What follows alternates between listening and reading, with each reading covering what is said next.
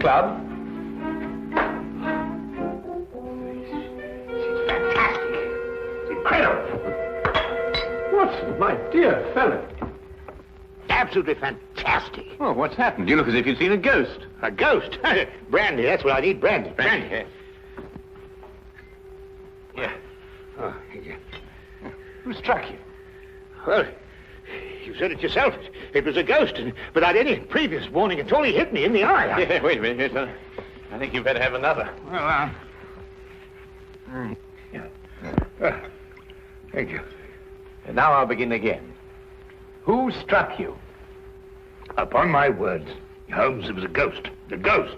Huh? Do you have a headache, Watson? It may seem humorous to you, but I mean, look, let me tell you from the beginning. Yes, please do, but start right at the beginning.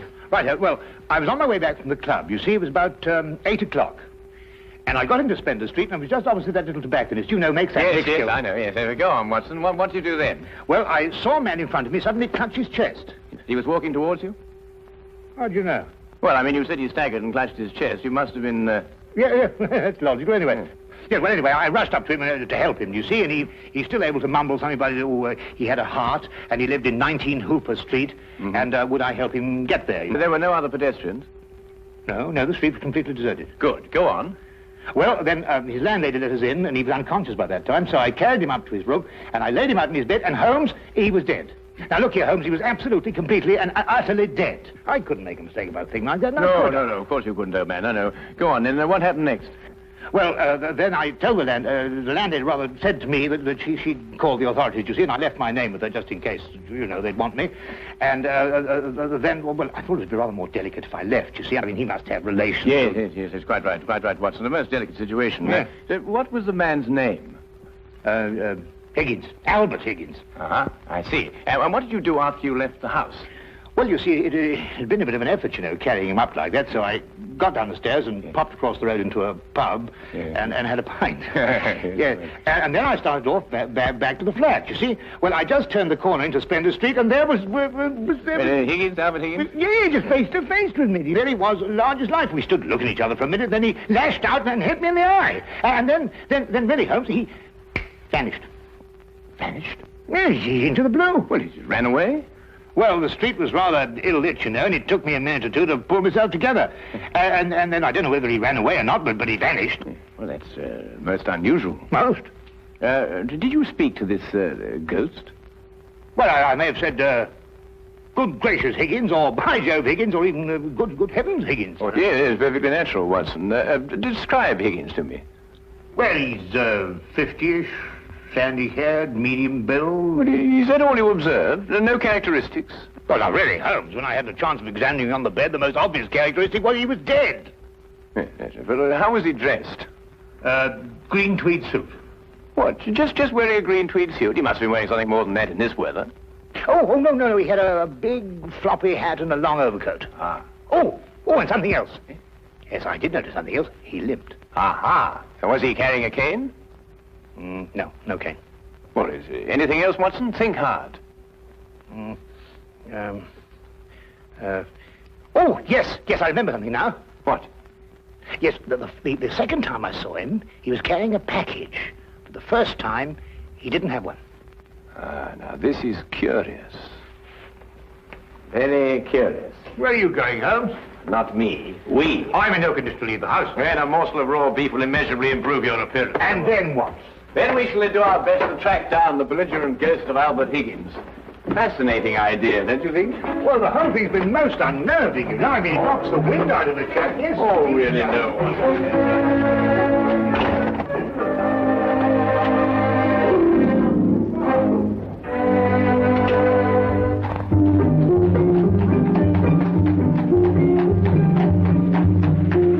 Also a rather flamboyant character by the wide, rakish brim. I see he was an artist, too, though he hasn't painted very much recently. Notice the specks of paint underneath the brim here. And not house paint, but canvas oils. Here, what's this? How are you, Jensen? What are you doing in poor Albert's room? Oh, good evening, Mrs. Blake. You remember me, Dr. Watson? You're the bloke who brought poor Albert in. Yes. Who's your gentleman friend? This is Mr. Sherlock Holmes. Mrs. Maggie Blake, the landlady. Pleased to meet you, I'm sure, Mr. Holmes. Oh, poor old Albert. He was proper fond of life, Albert was. He wouldn't have popped off if he'd had his way. Oh, few of us would, madam. I was around to the local having me good night pint. And grieving for poor old Albert. He would have wanted a proper send-off with a pint of mild and bitter, Albert would. No doubt he would, madam. The body, I see, has been removed by the authorities. Oh, poor old Albert on a slab. Oh, dear, dear. Have you notified his next of kin, Mrs. Blake? no, he had none. He was all alone. Oh, I see. Where was Mr. Higgins employed, madam? At the Pembroke Museum, right around the corner in Spender Street. It's a picture museum. Albert was a day watchman. A day watchman, you say? Well, what were his working hours? 9 in the morning till 9 in the evening. Punctual as a clock, Albert was. Never late a minute. Poor Albert. He always came back from the museum, then, at a few minutes after 9 every evening. Aye, to make his supper. He was a proper good cook, Albert was. Excuse my saying so, madam, but aren't you mistaken? Surely it's a little after 8 when Mr. Higgins finished work? Because it was only a little after 8 when I picked him up this evening and brought him here. Oh, no, Doctor. It was just after 9. I marked the time because I was waiting for Albert to come back. He'd asked me to get him a cut of beef. He always came back just after 9. He'll never eat that beef now. Poor Albert won't. He'll hit you in the eye. Hmm? Oh, no. I just bumped into a door. Oh, you shouldn't get familiar with the door, if you know what I mean. Well, really, madam. Yes, I think we've found out all we can for the time being, Watson. Thank you, madam. We shan't intrude on your grief any further. Poor old Albert. It really is most embarrassing about this eye, Holmes. Did you hear what she inferred? It's a terrible situation. And she's wrong about the time. It was only a little after 8. And it's only a few minutes' walk to Spender Street. Yes. Time is a curious dimension, Watson. Habit and a preconceived notion can so easily reverse the hands of a clock. And yet the clock is still in perfect working order. Where are we going? To view the mortal remains of poor old Albert Higgins.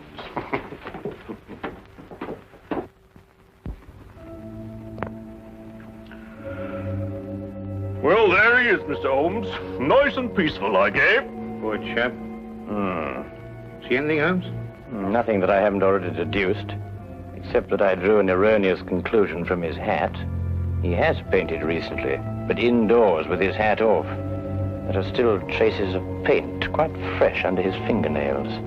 What does that mean? I haven't the faintest idea. Well, you gents aren't the only ones interested in this dearly departed. Inspector Lestrade of Scotland Yard's looked him over, too. Oh, indeed. Oh, he's still here if you'd like to talk to him. Well, that should be very informative for one or the other, or both of us. I can't understand it, Holmes. I'm absolutely sure this is the man who punched me. I'm positive. But also the one who had the heart attack? Yes, I'm sure of it. One and the same. Well, he's punched his last punch. Where he probably is, they're punching him.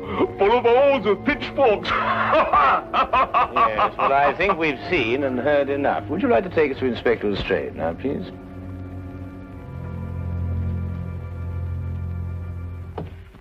Ah, hello, Inspector. Oh, Mr. Holmes, I'm surprised to see you here. Now, this is one case you can't make anything queer out of. Oh, then why, my dear Inspector Lestrade, are you here? Well, when they brought him in, somebody recognized him as pound-note Albert Higgins. I come along to check their identification. We like to keep a track of our old pals, you know. What was he in prison for? Counterfeiting. He made the best pound note you ever saw. Yes, he was a real artist. Lestrade, there's no doubt as to the cause of death, is there? Oh, sorry, Holmes. Heart failure, no foul play. I understand you were with him in his last moments. Yes, I was with him on the street when he had the attack, and I took him home. There's nothing you could do, I suppose. Nothing. He was dead before I had a chance to do anything. By the way, what time was he brought in? Oh, let me see now. It would be about, yes, here we are. 9:45. Higgins' landlady notified Constable Smithers at 9:30. Smithers had them remove the body in a matter of minutes. Inspector, are you sure it was 9:30 and not 8:30? No, 9:30. It's right here in Smithers' report. Why? Oh, no, it's nothing at all. You're quite sure, Lestrade, nothing more to this than a simple case of natural causes? Ah, no, there's no mystery at all. No mystery, Mr. Holmes. What happened to your eye, Dr. Watson? Oh, I bumped into a door. A door? Oh, well, that's a new one anyway. Was it a pretty door? No, really, Lestrade. That's all right, Watson. I won't tell a soul. Well, really, this is insufferable, Holmes. Nobody believes me. Well, why did you tell them the truth? What, that I was punched by a ghost? Yes, I see what you mean. We may have to take on this case anyway, if only to protect your honor and reputation. Well, it's intolerable, Holmes. Absolutely intolerable.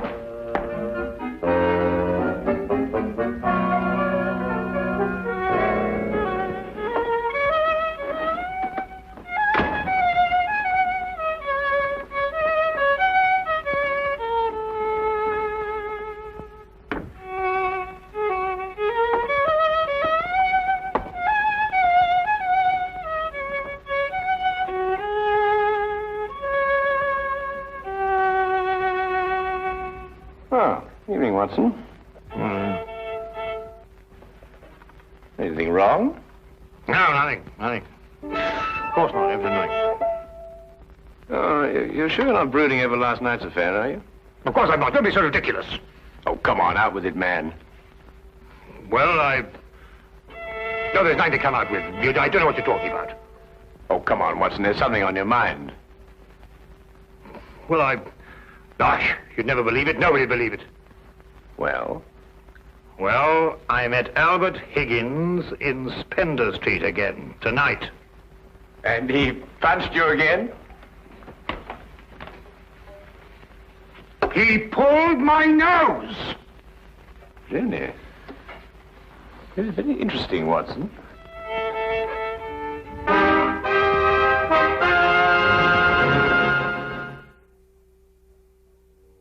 My dear Watson, calm yourself. Look here, Holmes, this whole Higgins affair's gone too far. First of all, last night and now tonight. Calm yourself, Watson, and relate. Everything hangs on this second encounter. Well, it occurred just as it had last night. I was on my way back from the club and I'd reached Spender Street. It was a few minutes ago, as a matter of fact, just after 9 o'clock.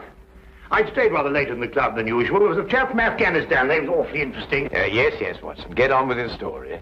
Well, I was rather preoccupied, as you know. This affair's cut me up, rather, and although I may not show it. Anyway, I was walking along. I suddenly looked up, and there was the pedestrian, a man a few feet from me. Walking towards you? Well, yes. Of course, I didn't recognize him straight away for, you know who. Anyway, I sidestepped him past, and he sidestepped to let me pass, and then we sort of zigzagged about a bit, you know what it is on the street, and ended up by bumping into each other. Now, that's when you recognized Albert Higgins? But it was Higgins. I couldn't be mistaken. Good heavens, man, I know him like my own brother. Dressed as he was last night? Exactly. And what did he do then? Well, as I told you, then he put out his hand, and he... Well, yes, we'll go into that. And then he was gone, vanished. Capital, Watson, capital. Everything begins to fall into place. Now, there's one more question. Was he carrying a package? Well, yes, he was, just like last time.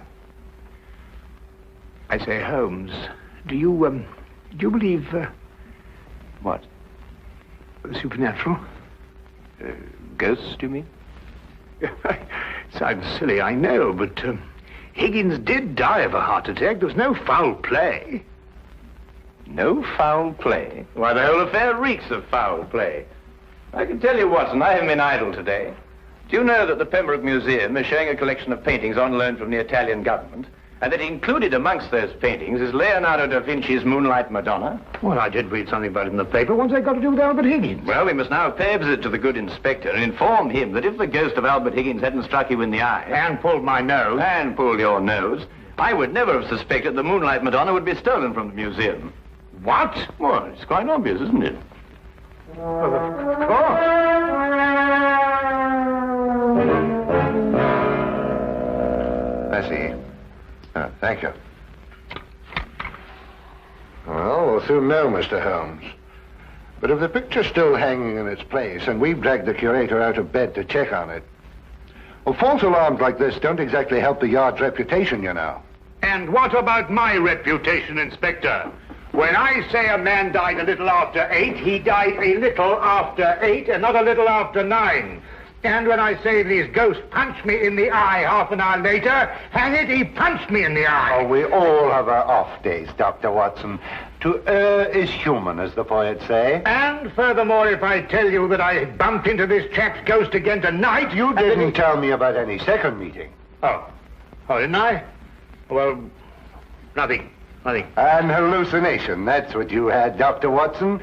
Yes, it's, psychological. That's the thing in crime today, psychology. I've been studying it, you know. You astonish me, Inspector. Oh, we're not as backwards as you think, Holmes.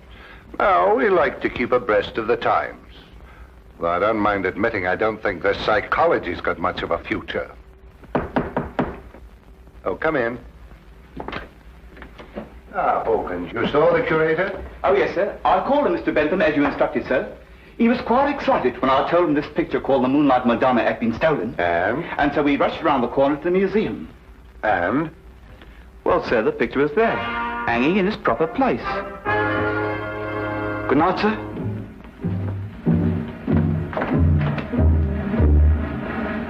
Well, there you are, Holmes. As I said to Dr. Watson, to err is human. Can I give you gentlemen a lift anywhere? Thank you, Inspector. Oh, I think it might be a good idea if we called at the Pembroke Museum on our way. But you heard what Hawkins said. The picture was hanging in its proper place. My dear Lestrade, Hawkins' statement merely proves that what he and the curator saw was not the Moonlight Madonna at all. Merely an excellent forgery.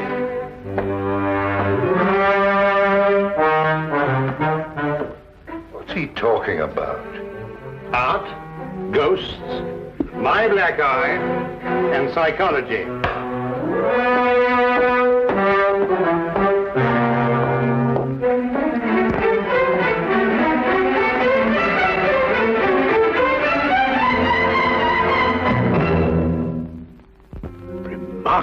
Remarkable. Only a microscopic examination of the brushstroke shows it any different from Da Vinci's work. Of course, if you still have any doubts, a chemical analysis of the paint mixtures will prove them to be of modern manufacture. No. You've quite convinced me, Mr. Holmes. An analysis is necessary. Dear me, this is catastrophic. A rather delicate situation, eh? Delicate? The Italian government will hold the British government responsible. Now, the painting is an Italian national treasure, and the theft could easily affect a pending treaty between the two nations. Mr. Holmes, you must find the original before the Italians learn the painting's been stolen. The British government will hold me responsible. And the Yard will hold me responsible. The most priceless of the lot, too. Yes, naturally. Well, we know who stole the painting and substituted a forgery, Higgins. All we've got to do now is find out where he hid it. What time did you leave the museum, Mr. Benson? A few minutes before 9. Higgins was still on duty. You're quite sure it was Higgins? I'm certain, Mr. Holmes. I chatted with him for a few moments, and I couldn't have mistaken his voice. And the night watchman relieved him at 9. Well, you heard him say that, Mr. Holmes, and that he had a package with him when he left. The night watchman swears up hill and down dale it was Higgins, all right. Well, the matter seems to resolve itself very nicely, doesn't it? Dr. Watson was punched by Higgins a few minutes after 9. The night watchman saw him leave at 9, and you spoke to him a few minutes before 9.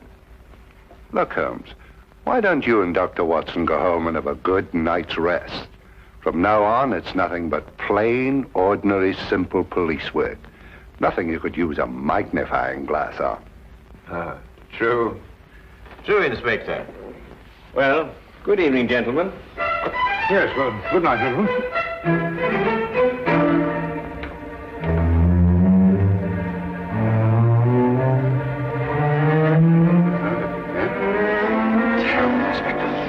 Terrible, Inspector. Terrible. What do we do now? Interesting affair, eh, Watson? Look, I don't care what anybody says. It was after 8 when Higgins punched me. Well, has it occurred to you that if Higgins didn't punch you, who had the heart attack? Well, now look here, Holmes, Oh, confound it, for all I know, it was Higgins who punched me and his ghost had the heart attack. Come on, Watson.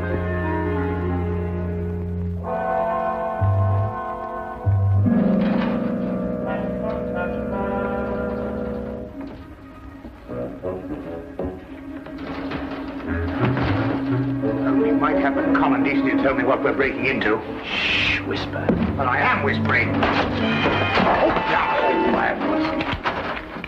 Look here, we broke into the rear of the museum because if so, Holmes, really, I don't know what's going to happen to us.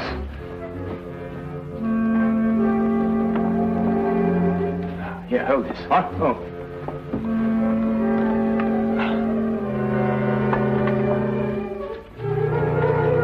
Holmes, this is sheer vandalism. Yes, well, then there must be a bit of a vandal in us all.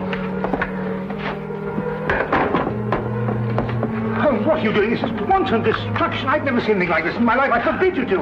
I didn't know this side to your character, Holmes. I'm shocked. Ah, just as I thought. Look, Watson. Good heavens, the Moonlight Madonna. Yes, ingenious, isn't it? And yet, what could be simpler than to attach it to the back of an old Nova painting? How on earth did you work that out? Well, I just asked myself where I would hide a stolen canvas. Holmes, have you gone mad? No. We're just to wait events. I don't think we should have to wait very long. Holmes! Dr. Watson! What's the meaning of this? Watson, I believe you've already met Mr. Bentham in his capacity as curator of the Pembroke Museum. Allow me to present him to you now as the picture thief. Charmed, Dr. Watson. Oh, delighted. What is this? So you discovered my little hiding place, Mr. Holmes. I'm curious. How did you know it was I and not the late lamented Higgins? Yes, I believe Dr. Watson's story from the first. If Higgins died at a little after 8, it must have been someone else who struck him a little after 9. But it was Higgins who punched me home. No, Watson. It was a limp, a wide, floppy hat, and an exceedingly long overcoat that punched you. Seen in a dimly lit street. A psychological misidentification, as the good inspector would call it. The night watchman was also a victim of the same illusion. And what about the landlady? How much did you have to pay her to set back the time of death by an hour, Mr. Bentham? Oh, not much, Mr. Holmes. How did you know it was me? Dr. Watson and the night watchman both identified the 9 o'clock Higgins visually at a distance. Only you pretended to have spoken to him. This meant that either you were lying or Dr. Watson was punched in the eye by a ghost. I believe the simple explanation. You almost make me feel transparent, Mr. Holmes. To anyone who viewed the facts objectively, you were. It's a pity that one crime has to lead to another. Yes, and I think it's a great pity, Holmes, that you broke that vase. Oh, yes. But it's only an imitation. Nonsense, you can't tell me that sort of work like this is an imitation. Perhaps the pieces can be... Well done, Watson, well done. You know, Holmes, you're going to have to invite him here to catch us. You put us in rather an awkward position. Oh, my dear fellow, I have sublime confidence in your ability to extricate us from any predicament in which my rashness may place us. Might I suggest that you now fetch the good inspector? Yeah, here you are. Yeah. Excuse me. I say, Holmes, Bentham punched me in the eye. Who was it tweaked my nose? Well, my dear old chap, it was absolutely imperative that I make certain that the limp, the hat, and the coat were really capable of fooling you. You? Yes, I regret to say I not only tweaked your nose, but I also pulled your leg.